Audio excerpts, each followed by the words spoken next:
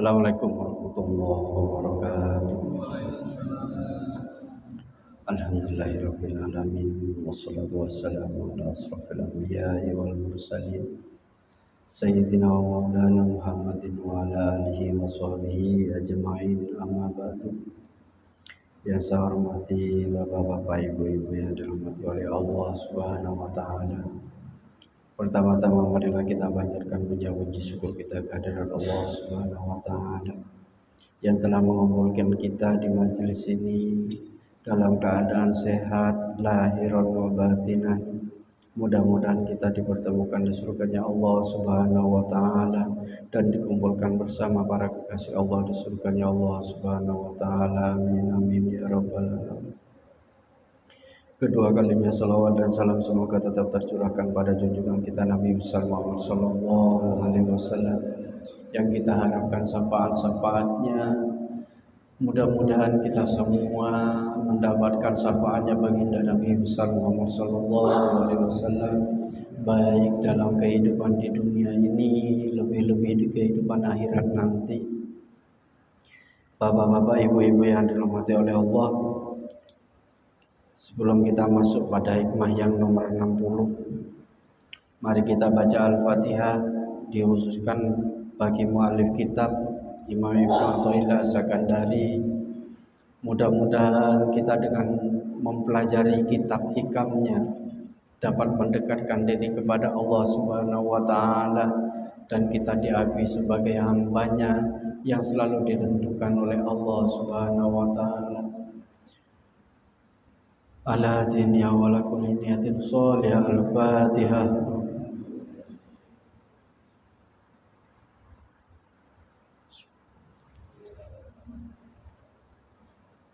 Bismillahirrahmanirrahim.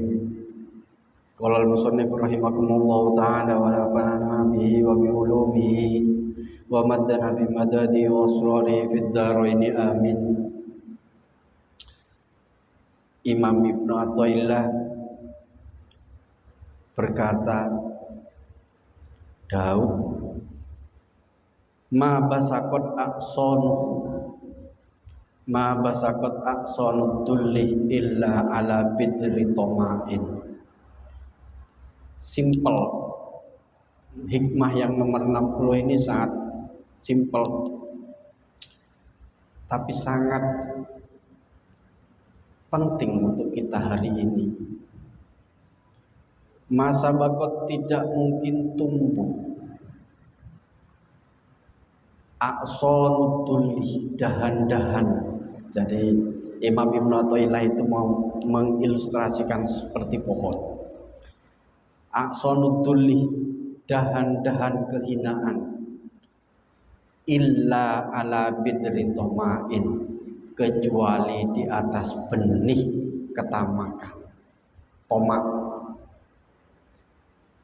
Kehinaan apapun yang kita raih di dunia, itu sumbernya, benihnya itu adalah tomak. Apa tomak? Tomak itu kan bukan rakus, beda. Tamak itu, kalau tomak itu beda. Nanti kita jelaskan. Setidaknya kita ingin mengatakan begini, Imam Ibnu Athaillah itu, manusia itu tidak menjadi hina gara-gara dia miskin, tetapi karena menggantungkan diri kepada selain Allah. Miskin itu adalah satu bagian dari takdir manusia. Dia tidak akan pernah menjadi hina, tetapi orang yang menggantungkan diri kita kepada Allah, kepada selain Allah, justru itu adalah manusia-manusia yang hina di sisi Allah. Dan manusia juga tidak akan pernah menjadi mulia gara-gara dia kaya. Tidak akan pernah dianggap sebagai mulia. Tetapi orang yang mulia itu adalah orang yang memang hatinya selalu merasa cukup atas pemberian Allah. Ini yang kemudian ingin didahulukan oleh Imam Ibnu Athaillah kepada kita. Pesan-pesan yang hari ini kita selalu mengukur diri kita dengan orang lain berdasarkan harta benda yang kita miliki. Kita menganggap orang yang kaya kemudian lebih mulia. Orang yang kaya adalah orang yang luar biasa, tidak hina. Bahkan kita selalu menganggap bahwa orang-orang yang miskin adalah orang-orang yang hina. Ini adalah bagian dari akhir zaman di dalam kehidupan kita. Padahal dalam bahasa Imam Ibn Athaillah yang nomor 60 ini, kehinaan itu hanya didapat hanya gara-gara hati kita selalu menggantungkan kepada selain Allah. Berapa banyak kemudian kita melihat sahabat kita, teman-teman kita, orang di luar sana yang tidak menggantungkan kepada Allah, tapi dia mengandalkan temannya, mengandalkan saudaranya, mengandalkan tetangganya, bahkan dia mengandalkan dirinya sendiri. Itu adalah kategori orang yang selalu menggantungkan dirinya kepada selain Allah. Kalau kita ketamakan, toma ini tidak datang langsung ada itu enggak. Tapi tama ini perlahan halus datangnya kepada diri kita. Banyak orang yang jujur itu, kalau seandainya ada pedagang, kita pedagang, menjadi seorang pedagang itu prinsip pertama adalah bagaimana kita berdagang dengan jujur. Tapi kemudian kejujuran itu membuat kok kurang ya, perasaan kok kurang ya, atau perasaan ingin lebih dari yang didapat hari ini. Nah, ketika kemudian muncul keinginan untuk mendapatkan sesuatu yang lebih dari kebutuhan yang kita miliki, maka disinilah kemudian toma itu perlahan menjangkiti hati kita. Maka yang kemudian terjadi adalah manusia-manusia yang toma itu pasti tidak pernah memiliki ketenangan hidup. Hidupnya nggak pernah tenang. Banyak kita lihat orang-orang yang kaya raya, toma, menggantungkan dirinya kepada harta, menggantungkan dirinya kepada orang lain, tapi nggak pernah hidup damai, nggak pernah hidup tenang. Bahkan kalau kemudian kita lihat di orang-orang kota ya, rumahnya kan besar-besar. Yang nempati siapa? Ya pembantunya. Orangnya kerja nggak pernah pulang. Itu banyak terjadi hari ini. Artinya apa? Ketenangan diri, ketenangan hidup kita, harga diri kita itu akan semakin hina di sisi Allah ketika toma itu menggantungkan diri, hati kita menggantungkan diri kepada selain Allah. Makanya semua persoalan-persoalan hidup kita, iyyaka na'budu wa iyyaka nasta'in, kita mintakan kepada Allah, sandarkan kepada Allah. Setiap hari kita baca qul huwallahu ahad Allahus somad, kita selalu menyandarkan diri kita kepada Allah. Itu yang selalu kita baca. Tapi di dalam perilaku kita, praktek kita, keseharian kita, kadang kita lupa kepada ayat-ayat Al-Quran yang selalu kita baca. Nah, ini problem di dalam kehidupan kita. Di sisi yang lain, problem kita di era teknologi ini. Kenapa kemudian orang selalu membandingkan diri kita dengan orang lain itu hanya berdasarkan pada aspek duniawi kita? Media sosial. Ketika orang upload apa, kita balas dengan apa. Kita orang ngupload rumahnya, kehidupannya, kita balas dengan kehidupan kita sendiri. Itu adalah problem.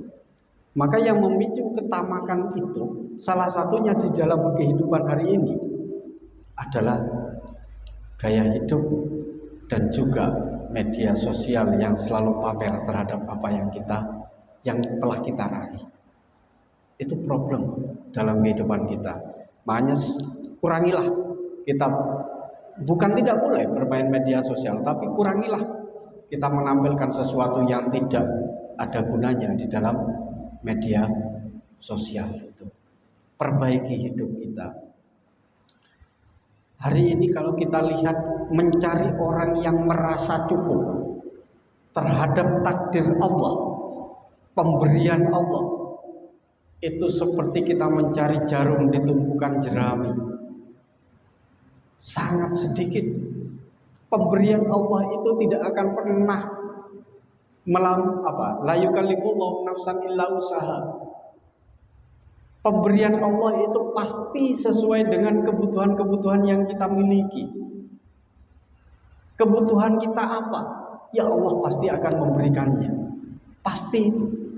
Tetapi kemudian hati kita, otak kita, pikiran kita selalu ingin lebih dari kebutuhan-kebutuhan yang kita miliki.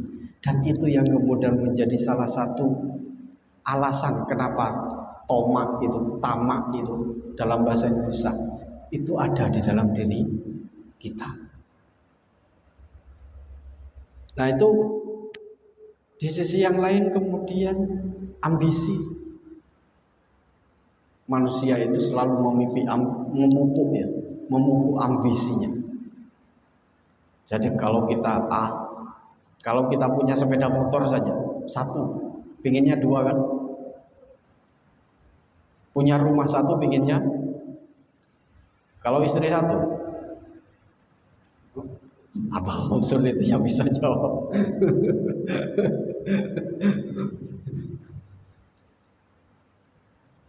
Itu adalah satu keinginan yang didasari oleh tamak, ambisi-ambisi yang tidak pernah ada batasnya. Maka kemudian dalam kehidupan kita hari ini itu banyak orang-orang yang jenengan ini kan baru Idul Fitri lah, baru Lebaran. Datang orang kaya ke rumah kita suguhi semuanya. Giliran yang nggak punya datang, yang enak nggak dikeluarin itu. Ini kan problem ini. Dan itu bukan hanya di sini, tapi di mana-mana. Kalau kita melihat gaya hidup dan persoalan-persoalan masyarakat hari ini, itu hanya selalu melihat yang kaya. Siapa yang tidak memuja para koruptor? Dia kaya, tapi korupsinya jelas. Bahkan mantan narapidana yang sudah keluar penjara masih dimuliakan dan dilulukan sampai masyarakat kan. Ini problem ketika kemudian standar kehidupan kita, standar kedamaian kita, standar ketenangan hidup kita itu selalu diukur dengan persoalan-persoalan materi. Nah ini problem yang kita miliki, yang kita hadapi hari ini. Makanya kalau kita melihat tamak dengan tamak itu dalam konteks bahasa Arab dengan bahasa Indonesia, kalau tamak itu kan rakus, identik dengan rakus. Kalau tamak itu adalah mailun nafsi ila syai' wa ta'allaquha bihi wa harsuha alaihi. Mailun nafsi ila syai', menggantungkan diri kepada selain Allah, menggantungkan diri kepada sesuatu yang selain Allah. Wa ta'allaqul qalbi bima fi aidil khalqi. Hati kita selalu berkaitan dengan makhluk Allah, bukan berkaitan dengan Allah. Jadi kalau kita belajar yang kemarin-kemarin, tamak ini selalu, orang tamak selalu melihat apa yang dilihatnya, tapi tidak pernah melihat siapa yang menciptakannya. Selalu melihat orang yang di depannya, tidak pernah melihat siapa pemberinya. Kita melihat orang kaya hanya dilihat kayanya, tidak pernah melihat siapa yang memberi kekayaan itu. Kita melihat orang miskin hanya miskinnya, tidak pernah melihat Allah yang kemudian mentakdirkan sebagai orang miskin. Ini adalah orang-orang tamak. Makanya di dalam ngaji mulai kemarin kita dianjurkan oleh Imam Ibnu Athaillah tingkatkan diri kita, tidak hanya sekedar melihat apa yang kita lihat, tapi lihatlah apa yang dibalik yang terlihat itu. Lihatlah penciptanya, lihatlah siapa yang memberikannya. Karena persoalan-persoalan dunia ini pancen kaitannya dengan toma itu pancen luar biasa. Bahkan Nabi Dawud itu laukana libni Adam wadiyan min dahabin lam salisan. Jika seandainya ada seorang manusia itu punya 2 lembah saja, bukan 2 kilo, 2 lembah emas, pasti dia pengen yang ketiga. Pasti dia pengen yang ketiga. Itu kalau kemudian dipupuk rasa tamak itu. Wala yamlau jawfab ni Adam illa at-turabah. Keinginan-keinginan yang seperti itu, punya 2 pingin 3, punya 1 pingin 2, dan lain sebagainya, itu tidak akan pernah berhenti kalau kita mengikutinya sampai kemudian dia dikubur di dalam tanah. Makanya ketamakan itu kalau kita terus menerus, maka yang akan muncul adalah kegelisahan dalam kehidupan kita, ketidaknyamanan. Sampai kapan? Sampai dia mati. Makanya di dalam kehidupan berzikir ya, kita selalu diajari ketamakan itu dibuang dari dalam diri kita. Bukan tidak punya keinginan, tapi kita harus mengeluarkan makhluk dari hati kita. Tempatkanlah Allah di dalam hati kita itu. Karena kalau kita menuruti ketamakan itu tidak pernah selesai. Sampai kapanpun tidak akan pernah selesai. Dalam konsep tasawuf kemudian disebutkan an-nafsu ammaratu bisu, karena tamak itu adalah salah satu bagian dari nafsu yang ada dalam diri kita. Maka itu selalu menyuruh diri kita untuk selalu berbuat kejelekan. Tapi ingat, ada yang kemudian disebut dengan al-qalbu, hati.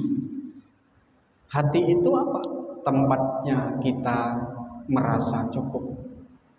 Jadi kalau nafsu itu tempatnya kita selalu pingin yang lebih, hati itu tempatnya kita selalu merasa cukup terhadap apa yang kita miliki. Baru kemudian pada tingkatan yang ketiga itu ada yang disebut dengan ar-ruh, yang kita digiring oleh Imam Ibnu Athaillah ini ke alam musyahadah itu. Alam-alam musyahadah itu. Bapak-bapak, ibu-ibu yang dirahmati oleh Allah. Kalau Imam Ghazali jauh begini. At-tama'u aslun kulli mudillatin wa zuhdu aslu kulli izzatin. Toma itu adalah sumber dari kehinaan, sedangkan zuhud itu adalah sumber dari kemuliaan. Toma yang artinya begini, kalau tadi disebutkan oleh Ibnu Athaillah, kalau kita menggantungkan diri kita kepada orang lain, kepada selain Allah, maka itu adalah toma, maka itu adalah sumber dari kehinaan. Sedangkan mengeluarkan diri makhluk dari hati kita hanya bersandar kepada Allah saja, maka itu yang kemudian menjadi sumber kemuliaan manusia. Tinggal kita pilih. Kita ingin menjadi manusia-manusia yang tamak, yang kemudian kita menjadi manusia yang hina di sisi Allah, sekalipun di sisi manusia itu kemudian menjadi manusia yang baik, yang mulia, dimuliakan oleh manusia, tapi di sisi Allah tidak akan pernah dianggap sebagai mulia. Caranya bagaimana? Keluarkan makhluk-makhluk dari hati kita. Keluarkan ketergantungan kita kepada makhluk. Pasrahkan semuanya kepada Allah. Makanya salah satu doa orang-orang Satilia itu, ya Allah, mohon diaturlah seluruh kehidupan saya dari dunia sampai ke akhirat. Bukan kita yang ngatur, tapi biarkan Allah yang mengatur kehidupan kita dari dunia ini sampai akhirat. Kalau Allah yang ngatur, maka kehidupan kita pasti akan menjadi manusia yang tenang, pasti akan menjadi manusia yang mulia di sisi Allah dan juga makhluknya. Karena kita selalu ngatur diri kita sendiri, itu yang kemudian kita terjebak kepada kerakusan, kita terjebak kepada ketamakan, kita terjebak kepada kehinaan hidup ini.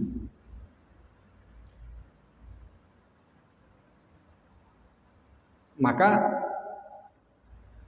kalau di dalam Ibnu Abbad, salah satu pensyarah kitab Hikam itu, man ta'allaqu ghairillah dulli.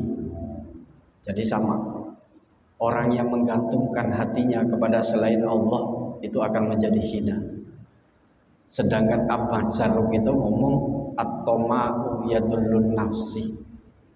Orang yang sudah tamak, orang yang sudah menggantungkan dirinya kepada selain Allah, itu adalah tanda-tanda manusia yang mengikuti hawa nafsunya. Makanya kita harus digembleng dalam zikir, digembleng di dalam ngaji itu dalam rangka untuk mengikis hawa nafsu yang ada di dalam diri kita. Hawa nafsu yang tidak baik. Mam talaqal ban bitoma illa farah minal yakin. Ibnu Ajibah kemudian mengatakan, orang yang tamak itu, orang yang menggantungkan diri kepada selain Allah, itu adalah manusia-manusia yang tidak memiliki keyakinan kepada Allah. Nah, ini lebih parah.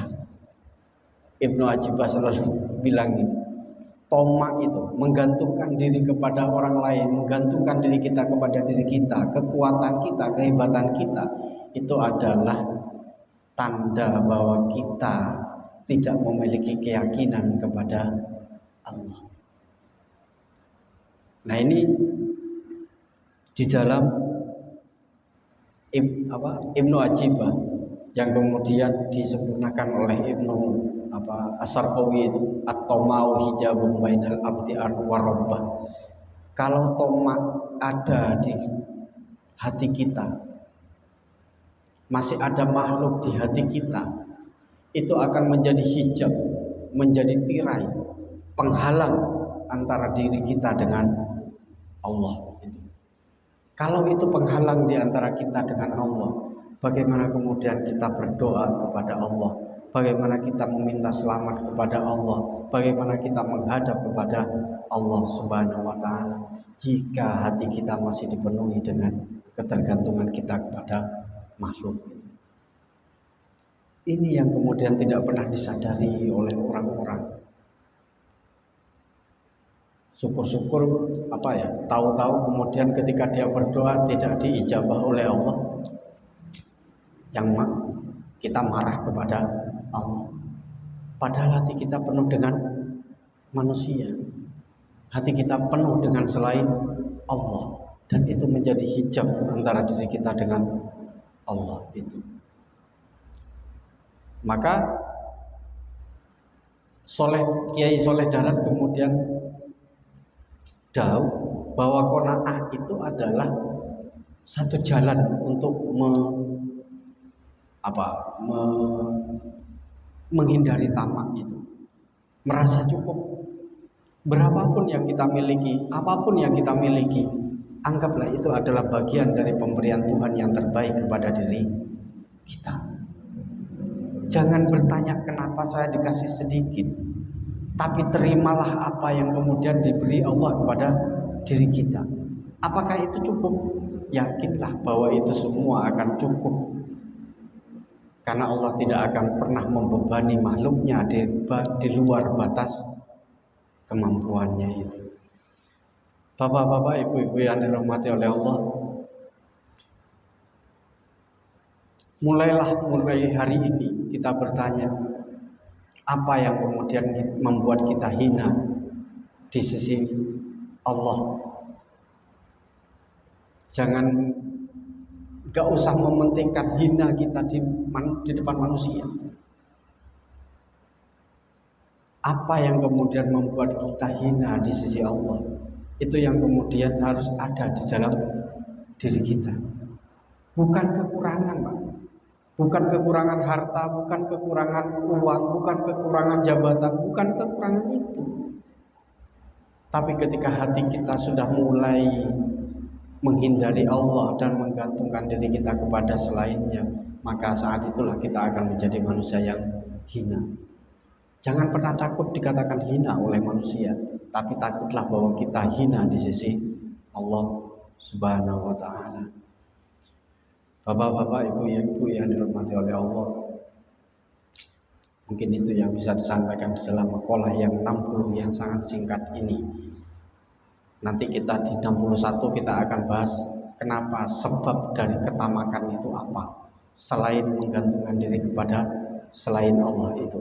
Nanti akan dibahas di hikmah di 61. Mudah-mudahan yang sedikit itu membawa barokah dan kemudian menjadi nur yang ada di dalam hati kita dan membimbing kita ke jalan yang benar dan membimbing kita untuk selalu dekat kepada Allah Subhanahu wa taala dan menghindari ketergantungan kita kepada selain Allah Subhanahu wa taala. Amin amin ya rabbal alamin. Akhirul kalam, Allahumma fiqh lakum wa Assalamualaikum warahmatullahi wabarakatuh.